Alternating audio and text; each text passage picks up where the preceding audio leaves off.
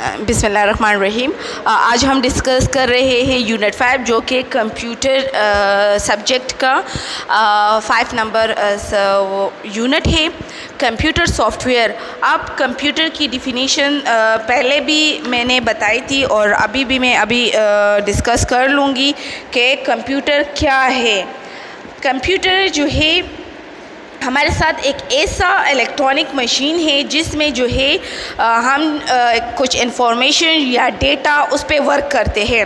अब उस डेटा और इन्फॉर्मेशन के लिए जो है 3 स्टेप्स रिक्वायर्ड है, input, storage, processing and output. ठीक है, एक चीज़ हमने एक फॉर एग्ज़ाम्पल एक वर्ड है वो मैंने कि इनपुट जो डिवाइस है उसके थ्रू मैंने इनपुट कर दी, तो उसमें जो है स्टोरेज एंड, लेकिन स्टोरेज ज़्यादातर सम बुक्स में है, सम बुक्स में नहीं है। लेकिन ये है कि इनपुट, प्रोसेसिंग एंड आउटपुट, ये 3 स्टेप्स है कंप्यूटर को उसकी रिज़ल्ट के लिए जो है ये 3 वर्ड्स इम्पॉर्टेंट है।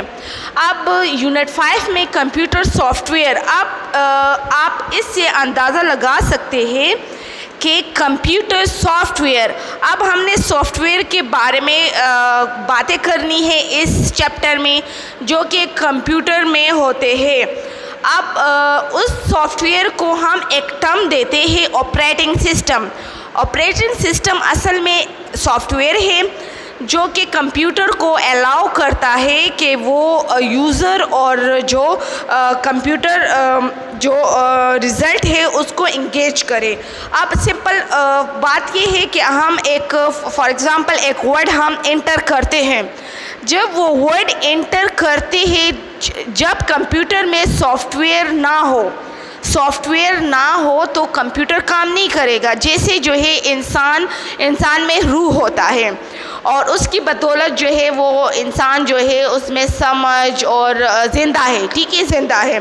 तो इस तरह कंप्यूटर को चलाने के लिए हमें ऑपरेटिंग सिस्टम चाहिए।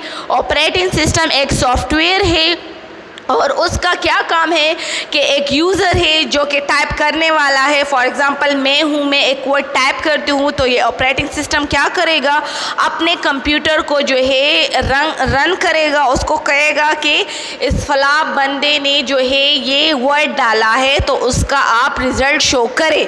लेकिन अगर ये सॉफ्टवेयर कंप्यूटर में ना हो जो कि ऑपरेटिंग सिस्टम उसको हम कहते हैं, तो क्या है, कंप्यूटर रन नहीं कर सकेगा, क्योंकि सॉफ्टवेयर के बग़ैर जो है आप अगर एंड्रॉयड मोबाइल्स है तो वो भी जो है सॉफ्टवेयर के बग़ैर कंप्यूटर रन नहीं कर सकेगा।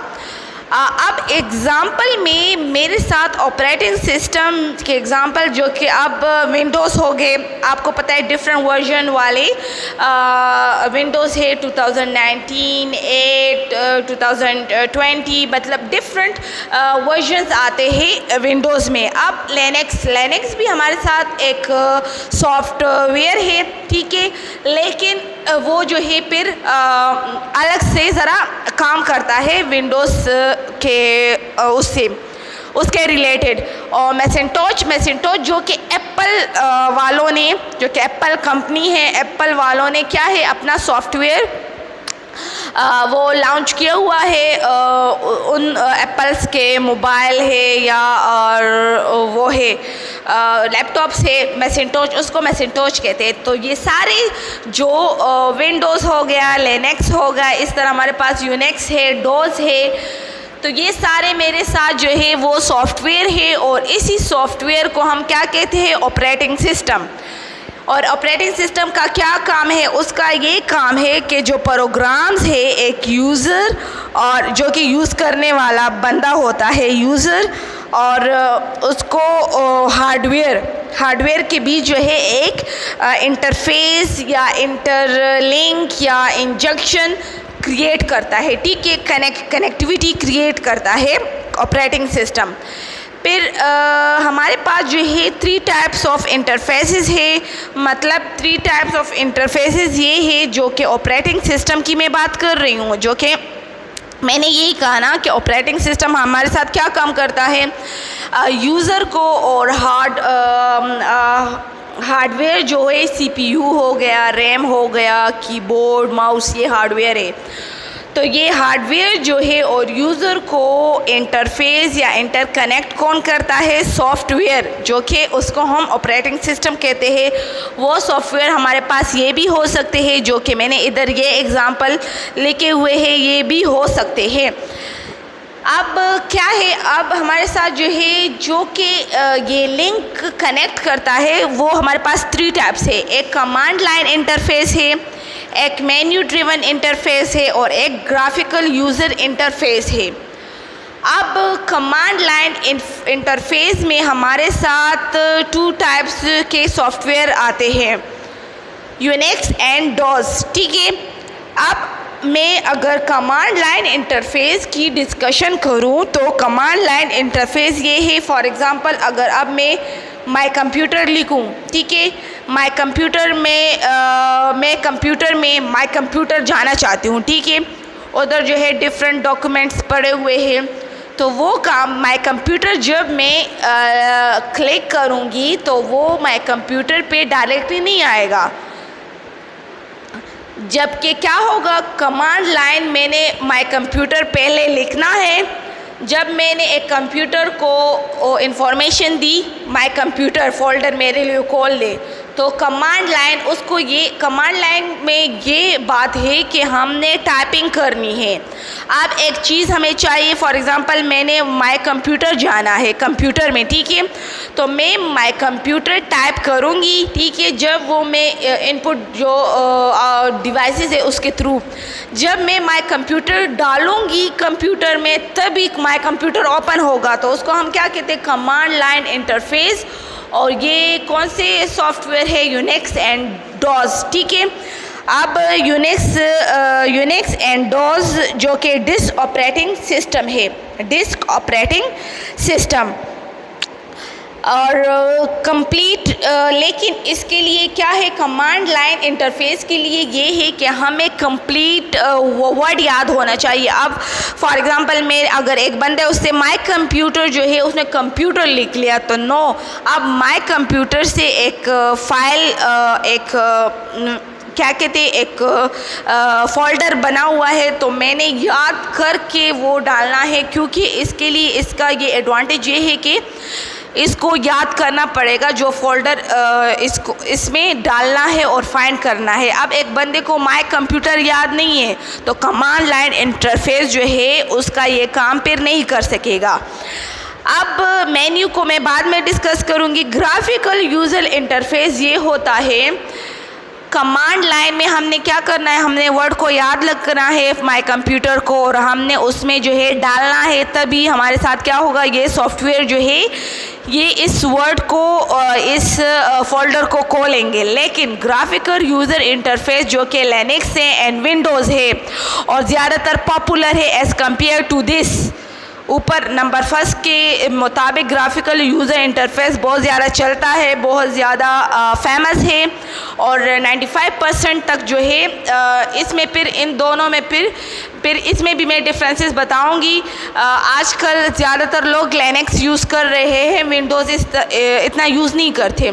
पहले जब स्टार्ट में विंडो आया हुआ था तो ज़्यादा डिमांड जो थी विंडो की थी, लेकिन साथ में फिर क्या हुआ, अब जो है लिनक्स जो है ज़्यादातर लोग जो है लिनक्स यूज़ करते हैं। अगर मैं परसेंटेज में ये बात बता दूँ तो विंडो है कि पहले ज़माने में 95% थी, लेकिन अब 80s तक आ गई, लेकिन लिनक्स जो 1% पे था, तो अब क्या हो गया, अब 6-7% पे लिनक्स जो है वो यूज़ हो रहा है।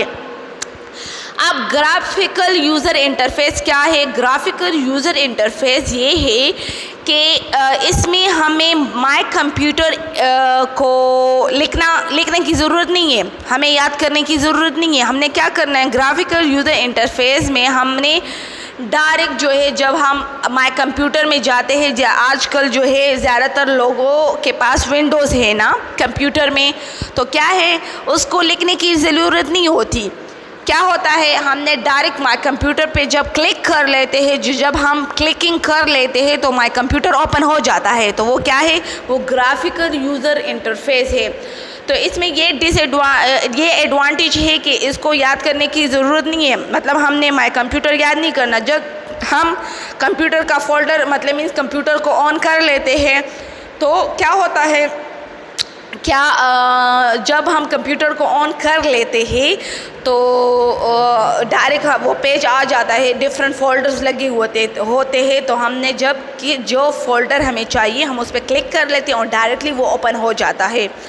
अब मेन्यू ड्रिवन इंटरफेस ये है कि इसमें ये बात है मेन्यू ड्रिवन इंटरफेस। हाँ सबर, ग्राफिकल यूज़र इंटरफेस के लिए मैं ये बात बता दूँ, ये हमारे साथ एमसीक्यूज़ में आ सकता है कि 1981 में जो है ये इस्टेब्लिश हुआ था, मतलब फ़र्स्ट टाइम जो है जो ज़ेरॉक्स पार्क है एल एन के जो है बुक में है भी, आप लोग सर्च भी कर सकते हैं। तो ये ग्राफिकल यूज़र इंटरफेस जो है उस टाइम जो है डेवलप हुआ था। मैं दोबारा रिपीट कर लेती हूँ, एल एन के ने डेवलप किया था ग्राफिकल यूज़र इंटरफेस, लेकिन ज़ेरॉक्स के नाम से, ठीक है, ज़ेरॉक्स। और दूसरा जो है फिर दोबारा जब एप्पल वालों ने जो इंट्रोड्यूस किया था मैकिंटॉश जो है, तो वो 1983 में, जनवरी 1983 में जो है फिर फर्स्ट टाइम जो है लिसा कंप्यूटर जो है वो डिस्कवर हुआ था, जो कि एप्पल वालों की तरफ से इंट्रोड्यूस हुआ था, इस्टेब्लिश हुआ था। और पता भी है आप लोगों को कि जो है वो ज़्यादा फेमस है और एप्पल की जो कंपनी है तो वही उसी की मैं बात कर रही हूँ। फिर दूसरा मेन्यू ड्रिवन इंटरफेस में ये है कि इसमें हमें क्या करना है, इसमें हमें ये करना है कि फॉर एग्ज़ाम्पल मैं अगर ये बात कर लूँ कि गूगल में मैं एक वर्ड दे दूँ और वो जो है वो उस वर्ड को जब मैं फॉर एग्ज़ाम्पल मैं कंप्यूटर दे देती हूँ और कंप्यूटर जो है उसको मुझे for example definition of computer में दे देती हूँ, लेकिन गूगल में फिर जो है डिफरेंट वैरायटी आ जाती है। फला बंदे ने भी शेयर किया होता है और जो डिक्शनरीज़ होती है डिफरेंट डिक्शनरीज़, तो इसमें ये फ़ायदा होता है मेन्यू ड्रिवन इंटरफेसेस। तो ये हम जो है फॉर एग्ज़ाम्पल एक लोकेशन मैंने ढूंढनी है गूगल से, तो वो मुझे मैं जब टाइप कर लेती हूँ कि फ़लाँ लोकेशन मुझे चाहिए, तो वो मुझे गूगल जो है वो मुझे दे देता है वो लोकेशन, ठीक है।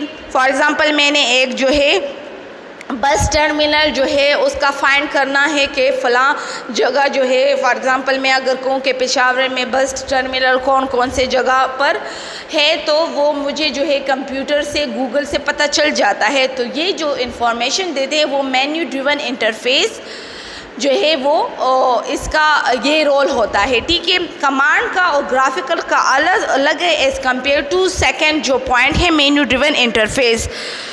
अब दूसरी ये बात है कि इसमें भी ये है कि हमने मेन्यू ड्रिवन इंटरफेस में क्या है कि हमने वर्ड को देना है, ठीक है, एक वर्ड को देना है, लेकिन उस वर्ड को फिर ये ले कि डिफरेंट उससे हमें आ जाता है कि हमें कौन सा चाहिए। तो फिर जब हमें कौन सा जो इम्पोर्टेंट हमें लगे तो फिर हम उसको उठा लेते हैं और अपने लिए जो है अपने बेनिफिशियल पर्पस के लिए यूज़ कर लेते हैं। तो ये सॉफ्टवेयर्स है जो कि ये हेल्प देते हैं, ठीक है, आप देख सकते हैं।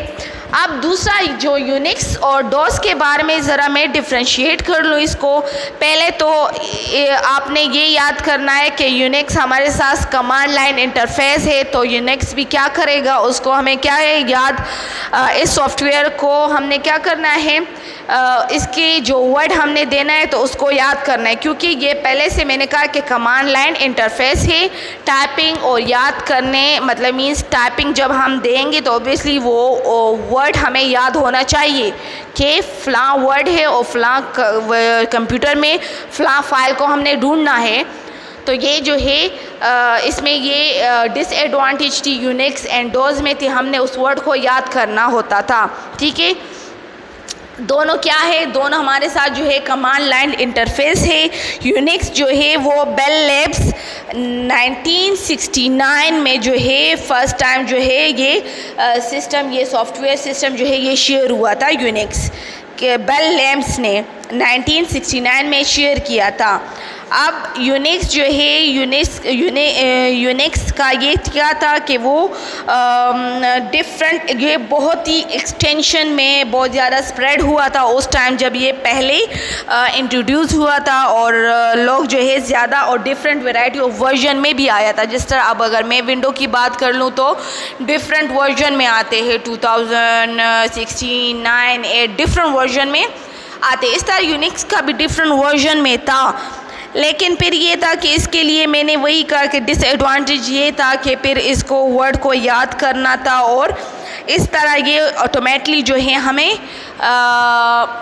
ये प्रोवाइड नहीं करते। लेकिन ये है कि यूनिक्स जो है एट अ टाइम जो है ये सॉफ्टवेयर जो है एट अ टाइम मल्टीपल लोग यूज़ कर सकते थे, और आई थिंक करते भी है। ज़्यादातर बड़े जो कंपनीज़ होते तो उसमें तो बड़े बड़े कंप्यूटर्स होते हैं, क्योंकि जो मेन फ्रेम कंप्यूटर है, मैंने डिस्कशन भी किया था टाइप्स ऑफ कंप्यूटर में, तो वो बड़े कंप्यूटर एट अ टाइम जो है डिफरेंट लोग मीन्स मल्टीपल लोग यूज़ करते हैं, तो यूनिक्स सॉफ्टवेयर उसमें काम आता है। फिर हमारे पास डॉस जो है डिस्क ऑपरेटिंग सिस्टम।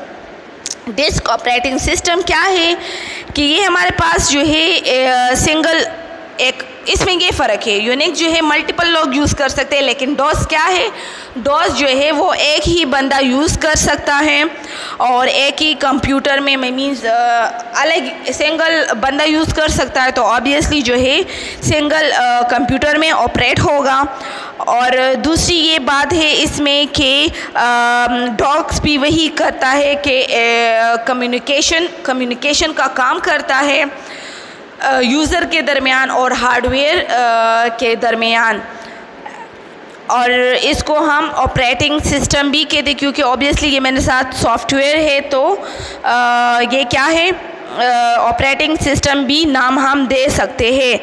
और लेकिन इसमें ये है कि इसमें फिर जो है इसमें भी कई ब्रांडेड फिर आ गए, तो इतना फिर ये जो है रूटीन टास्क जो इसका था तो वो ईजियर था, पर इतना नहीं चला। अब ये है कि डॉस जो है डिस्क ऑपरेटिंग सिस्टम जो है, जो कि कॉपिंग का काम है, प्रिंटिंग का काम है, ज़्यादातर जो है ये चीज़ें डॉस सॉफ्टवेयर जो है वो मैनेज करता है, इसका ये फंक्शन है ज़्यादा। अब अगर मैं लिनक्स की बात कर लूँ, लिनक्स तो फर्स्ट आप लोगों ने क्या पॉइंट लिखना है कि ये हमारे पास ग्राफिकल यूज़र इंटरफेस है, लेकिन क्या है ये डायरेक्टली जो है हम अगर इसको क्लिक करेंगे तो डायरेक्टली वो, फॉर एग्ज़ाम्पल माय फोल्डर है, माय कंप्यूटर है, तो माय कंप्यूटर डायरेक्टली जो है वो ओपन होगा। अच्छा, फिर यूनिक्स के बाद अगर कुछ एक स्टूडेंट था लिनक्स नाम था उसका, आई थिंक फ्रेंच था। फिर जब उसने ये यूनिक्स के बारे में सुना तो उसने कहा कि उसने ये लिनक्स जो है सॉफ्टवेयर डिस्कवर किया। अगर इस तरह कुछ नाम आप लोग लेते हैं तो पहले जो कंपनी होती है जो अब यूनिक्स है तो उनसे परमिशन लेना पड़ता है। लिनक्स जो था वो यूनिक्स के नाम से ही मतलब सॉफ्टवेयर बनाना चाहता था, लेकिन फिर क्या हुआ, फिर यूनिक्स वालों ने इसको परमिशन नहीं दी कि नहीं हमारे नाम से तुम लोग जो है ओपन नहीं कर सकते। तो फिर उसने अपने नाम से लिनक्स जो कि फ्रेंच था, अपने नाम से उसने सॉफ्टवेयर जो है वो डिस्कवर किया। और ये ग्राफिकल यूज़र इंटरफेस है, मींस ये बहुत इजी सॉफ्टवेयर है। अब ये है कि डायरेक्टली एक चीज़ को ओपन करना है तो डायरेक्टली ओपन हो जाता है, इसमें कुछ याद करने की ज़रूरत नहीं है, कुछ टाइपिंग करने की ज़रूरत नहीं है, बस एक चीज़ है, बस आ गई, लिस्ट होता है और उसमें जो है बस डेस्कटॉप पे जो है लिस्ट होती है जो आप यूजुअली नॉर्मली कंप्यूटर में होता है, बस उसको फ्रीली ओपन कर सकते हैं, ठीक है। और फ्रीली इवन डाउनलोड भी कर सकते हैं, उसमें एडिटिंग भी कर सकते हैं एंड फिर शेयर भी कर सकते हैं। और लिनक्स जो है बहुत पावरफुल ऑपरेटिंग सिस्टम है, मींस पावरफुल सॉफ्टवेयर है, और ये बहुत ही जो है वर्ल्ड में जो है पॉपुलर हुआ है एज़ कम्पेयर टू विंडो की। इस दोनों की कंपटीशन हो रही है ना, तो विंडो पहले विंडो था, लेकिन ये कि विंडो का अभी भी स्कोप है। तो अब विंडो की मैं बात कर लूँ, विंडोज़, तो विंडोज़ क्या है कि विंडोज़ जो है वो हमारे पास जो है ग्राफिकल यूज़र इंटरफेस है, और ये है कि उसमें भी वही सिस्टम है कि विंडो में हमने क्या करना है, हम माउस के ज़रिए जो है एक फ़ोल्डर है माय कंप्यूटर, उसको या मैंने एक कंप्यूटर सेव किया, कंप्यूटर में एक फ़ोल्डर सेव किया और डेस्कटॉप पे पड़ा है, ठीक है। तो माउस के ज़रिए या अगर टच भी है कोई मसला नहीं, लेकिन मैं इधर माउस का बता रही हूँ। माउस के ज़रिए मैंने उस फोल्डर पे क्लिक किया तो वो डायरेक्टली ओपन होगा, ना कि मुझे टाइप करने की ज़रूरत है। तो ये भी बहुत ज़्यादा जो है फेमस है, और ये जो है 1985 में विंडोज़ जो है उसका कॉन्सेप्ट आया था, विंडोज़ का 1985 में। और बहुत ज़्यादा जो है अब तक जो है ग्राफिकल यूज़र इंटरफेस जो है बहुत फेमस है। एक तो ये है कि ईज़िली जो है एक चीज़ जो है कैप्चर हो जाती है, इसमें हमें लिखने की ज़रूरत नहीं है, हमें याद करने की ज़रूरत नहीं है, डायरेक्टली एक चीज़ ओपन हो जाती है। फिर इसमें डिफरेंट विंडोज़ के डिफरेंट टाइप्स हैं। अगर सिस्टम सॉफ्टवेयर है, यूटिलिटी सॉफ्टवेयर है, एंड ऑपरेटिंग सिस्टम सॉफ्टवेयर है, हर एक के अपना अपना फंक्शन है।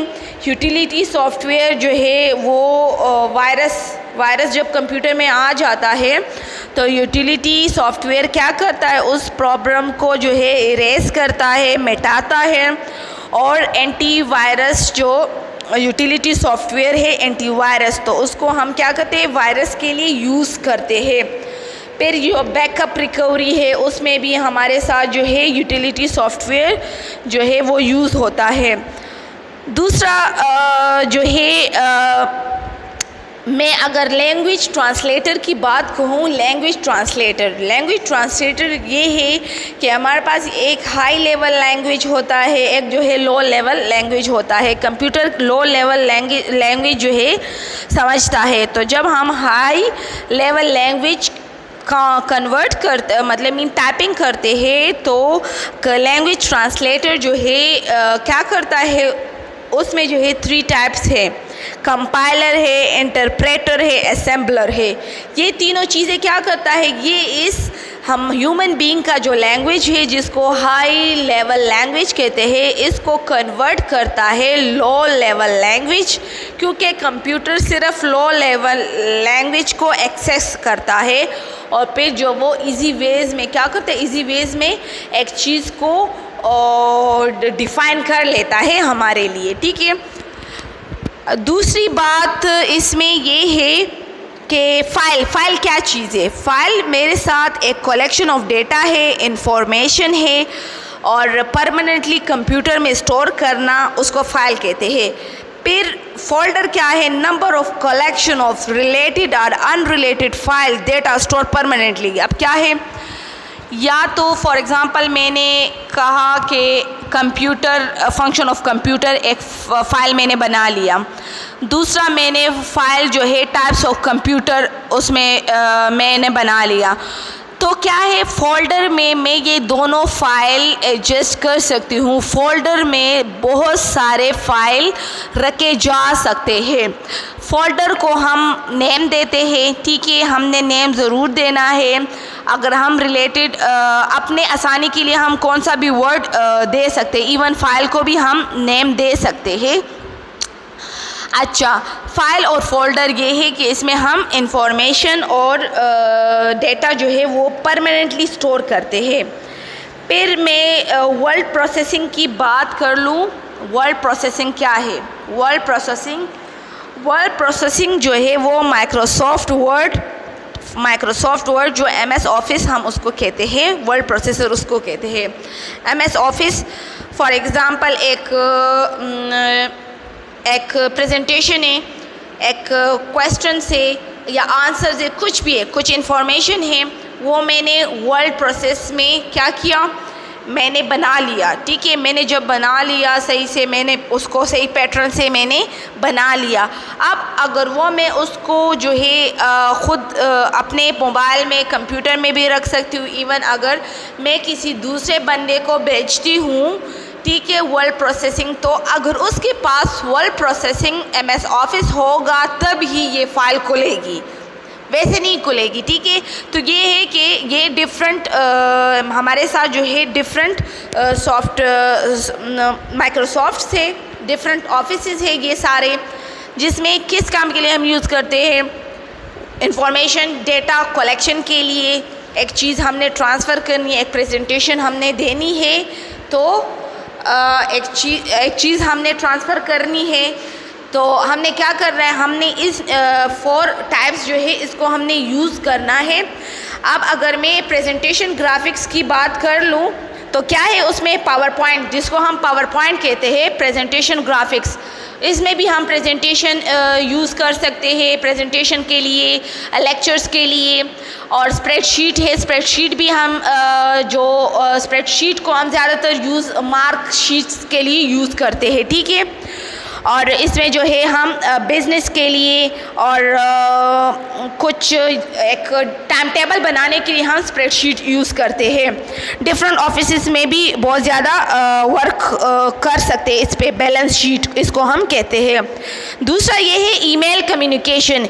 ईमेल कम्युनिकेशन ये है कि इसमें जो है हम ईमेल जो है एक माइक्रोसॉफ्ट आउटलुक है, create send and receive email communication.